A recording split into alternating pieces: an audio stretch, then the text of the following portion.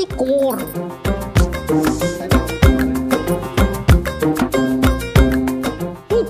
কে জানে আয় বস, তাড়াতাড়ি কর।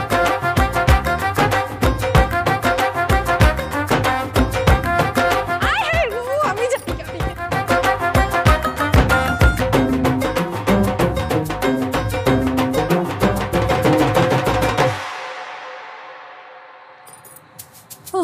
কি কষ্ট করে পারছি রে।